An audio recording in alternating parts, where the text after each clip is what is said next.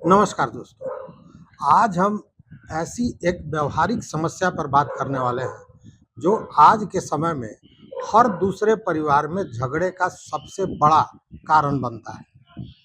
देखिए, हम जानते हैं कि आज कानूनन बेटे और बेटी दोनों का संपत्ति में बराबर का अधिकार है। अक्सर परिवार में क्या होता है, कोई एक भाई या बहन आपसी सहमति से एक कागज साइन कर देता है, चाहे वो एनओसी हो या हक त्याग प्रमाण पत्र हो, रिलीज डीड हो या कोई आपसी समझौता पत्र हो।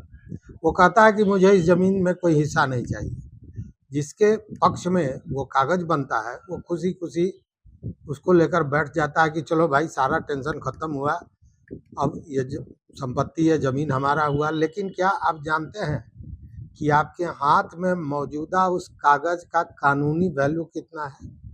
कानून उसको क्या मानता है?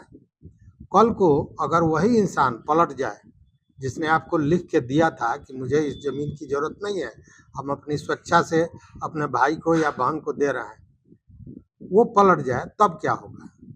तो क्या आपका वो कागज़ कोर्ट में टिक पाएगा? आज के वीडियो में सुप्रीम कोर्ट में एक बेहद नया और ऐतिहासिक फैसला हुआ है, उसी पर चर्चा करते हुए इसको समझने का कोशिश करेंगे।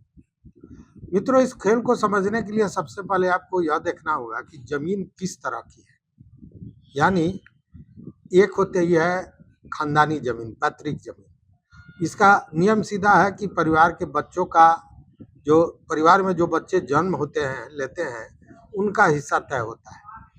जब वह 18 साल का हो जाएगा तो वह अपना हिस्सा किसी को भी छोड़ सकता है या दे सकता है या अपने पास रख सकता है। और दूसरा होता है स्वयं अर्जित भूमि, मतलब खुद की कमाई गई जमीन जो दादा या पिता कमाते हैं। देखिए, दादा या पिता की कमाई हुई जमीन को या संपत्ति को पैतृक नहीं कहा जाता है। इस बात को यहाँ पूरी तरह समझ लीजिए। जहाँ कानून बिल्कुल अलग है जमीन को लेकर। मान लीजिए कि जमीन आपके पिताजी या दादाजी ने खुद खरीदी है। जब तक वो जीवित हैं, वही उसके इकलौते मालिक होंगे। उनका कोई भी बच्चा जीते जी उस पर अपना अधिकार नहीं जता सकता है। उनका अधिकार तब आएगा जब पिता या दादा का देहांत हो जाए और वह कोई वसीयत या गिफ्ट डीड न करके गए हों। मतलब कि उनका देहांत हो गया, लेकिन उन्होंने किसी को वसीयत नहीं किया हो, किसी को गिफ्ट नहीं दिया हो, तब उसमें उनका हिस्सा होगा। अब लोग सबसे बड़ी गलती कहाँ करते हैं, यह समझिए। पिता या दादा अभी जिंदा हैं और जमीन की खुद कमाई करते हैं, मतलब जमीन पर खेती बाड़ी ये सब वही कर रहा है या जमीन का उपयोग वही कर रहा है। अब बेटा या पोता पहले ही लिख देता है कि मुझे इस जमीन में कोई हिस्सा नहीं चाहिए। भाई साहब, जब कानून आज आपका उस जमीन पर कोई अधिकार पैदा ही नहीं हुआ, तो आप उस हक को छोड़ कैसे सकते हैं जो आपका है ही नहीं। स्पष्ट हमने क्या कहा कि अगर पिता या दादा द्वारा अर्जित जमीन है, तो जब तक वो जिंदा है तब तक उनका एकाधिकार होगा, उस पर किसी तरह का हिस्सा का मामला नहीं बनता है। उनके मरने के बाद यह उनके जो बच्चे हैं उस घर के, वो ले सकते हैं, उनकी हिस्सेदारी हो सकती है, अगर वह किसी को गिफ्ट नहीं किए हों या किसी के नाम से वसीयत नहीं किए हों। लेकिन कुछ लोग क्या करते हैं कि जीते जी, पिताजी जिंदे हैं तब तक दो भाई उसका उसी जमीन का बंटवारा कर रहा है और एक ने लिख के दे दिया कि हम इसका त्याग करते हैं, तो उसका असर क्या होगा? कानूनन सीधा यही होगा कि भाई, वो चीज़ आपका था ही नहीं उस समय, चूंकि उस समय आपके पिताजी या दादा जिंदे थे, तो फिर आपने त्याग किस चीज़ का किया? मतलब पूरी तरह यह भ्रमित करने वाली चीज़ हो गई। जब हक है ही नहीं तो हक छोड़ने का मामला कहाँ बनता है? अब यहाँ कानून क्या कहता है मित्रों, कि जिस अधिकार को आप भविष्य में पाने वाले हैं, मतलब माता या पिता या दादा का जो मौत होगा उसके बाद आपको मिलना है, उसे आप जिंदा रहते हुए किसी को ट्रांसफर या त्याग नहीं कर सकते हैं। ट्रांसफर ऑफ प्रॉपर्टी एक्ट का सेक्शन 6A है और उसमें यही बात कही गई। ऐसे बिना सोचे समझे बनाया गया कागज कानूनी तौर पर एक तरह से कहें तो रद्दी का टुकड़ा ही माना जाता है और लोग इसी का फायदा उठाकर बाद में कोर्ट में केस ठोक देते हैं। लेकिन कहानी में सच पूछिए तो ट्विस्ट यहीं से आता है। सुप्रीम कोर्ट के एक बड़े फैसले से यह मामला सामने आया है। केस था ये इलुमिलाई वेंकटेश बनाम एम कमला का 20 जनवरी 2023 का 25 जनवरी 2023 का। इस केस में क्या हुआ था, देखिए, दादा की अपनी खरीदी हुई जमीन थी। उनके पोते ने 1975 में एक हक त्याग पत्र मतलब रिलीज डीड लिख दिया और बदले में परिवार से कुछ पैसे भी ले लिए। मजेदार बात यह था कि जब पोते ने हक त्याग किया उस समय खुद पिता जिंदा थे, यानी पोते का तो हक उस जमीन पर बनता ही नहीं था। बाद में उस पोते की मौत हो गई।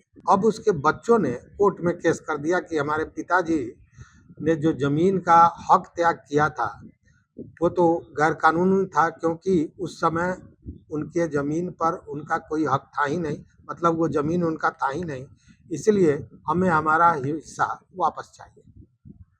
अब यह मामला हाई कोर्ट सुप्रीम कोर्ट पहुंच गया, यह मामला सुप्रीम कोर्ट पहुंच गया। सुप्रीम कोर्ट में इस पर बहुत बड़ा एक फैसला आया, ऐतिहासिक फैसला आया। कोर्ट ने माना कि हाँ, जब पोते ने हक त्याग किया, रिलीज डीड तैयार किया था, तब उसके पिता जिंदा थे, इसलिए तकनीकी रूप से वह रिलीज डीड अवैध यानी इनवैलिड ही था। लेकिन कोर्ट ने एक और जरूरी बात पकड़ ली। कोर्ट ने कहा कि भले ही वो कागज अवैध था, लेकिन पोते ने हक छोड़ने के बदले में पैसा लिया था। पैसा लिया था मतलब मुआवजा लिया था। वो अपने हक छोड़ा और उसने कुछ पैसा लिया परिवार से। और कानून का यह नियम है जिसे कहते हैं प्रिंसिपल ऑफ एस्टोपल। इसका सीधा मतलब है कि अगर आपने एक बार फायदा ले लिया, पैसे या जेवर ले लिए, तो बाद में आप अपनी बात से मुकर नहीं सकते। सुप्रीम कोर्ट ने साफ कह दिया कि चूंकि तुम्हारे पिता ने पैसे लेकर हक छोड़ा था, इसलिए अब उनके बच्चे भी कोर्ट आकर हिस्सा नहीं मांग सकते, उन्हें रोक दिया गया। तो इस पूरे मामले में जो बातें सामने आई, जो हम समझ रहे हैं, वो सीधा इसका सबक यही है कि कभी भी किसी ऐसी जमीन का हक त्याग एनओसी या रिलीज डीड मत बनवाइए जिसके असली मालिक अभी जिंदा हैं और वो अपनी खुद की कमाई की जमीन है और वो उनके खुद के कमाई की जमीन है। कानूनन वो कागज कमजोर होगा, उसे नहीं मानेगी कोर्ट। दूसरा कि अगर आपसी सहमति से ऐसा कोई कागज बनवा भी लेते हैं या बनवा रहे हैं, तो उसमें कंसिडरेशन यानी बदले में दी गई रकम या मुआवजे का जिक्र जरूर करें और उसे रजिस्टर्ड करवा लें, ताकि कल को सामने वाला या उनके बच्चे पलट नहीं सके। जैसा कि सुप्रीम कोर्ट ने गुलाम अब्बास बनाम हाजी कयास अली का जो केस था उसमें ऐतिहासिक फैसला दिया था। तो मुझे लगता है मित्रों कि हक त्याग से जुड़ा हुआ मतलब आप जो अपना हक को दूसरे को दे रहे हैं या आपकी हिस्सेदारी आप लिख के दे रहे हैं कि इससे हमको कोई लेना देना नहीं है, हम उनको स्वेच्छा से दे रहे हैं, तो इससे जुड़ी ये जो जानकारी है ये आप तक पहुंच गई होगी। अगर ये वीडियो काम की लगे तो निश्चित रूप से अपने परिवार को, अपने दोस्तों को और लोगों को शेयर कीजिए, ताकि ये समझें कि यह, चूँकि देखिए अभी हो क्या रहा है कि बिहार में भूमि सर्वे हो रहा है और भूमि सर्वे में यह चर्चा चली थी, आपको याद होगा हमने भी कई वीडियो दिया था कि बेटियों का भी उतना ही हिस्सा होगा। तो जब बेटियों का हिस्सा होगा, वैसी स्थिति में लोग क्या कर रहे थे कि बेटियों से या जो दूसरे हिस्सेदार हैं उनसे इसी तरह का एक कागज लिखवा के ले लेते थे कि इसमें कि यह जमीन मेरे हक का है, लेकिन मैं इसे छोड़ रहा हूँ, इससे त्याग कर रहा हूँ। और वैसी स्थिति में अगर जमीन को अर्जित करने वाला व्यक्ति जिंदा है तो उस स्थिति में उसका कोई माने मतलब नहीं रहेगा।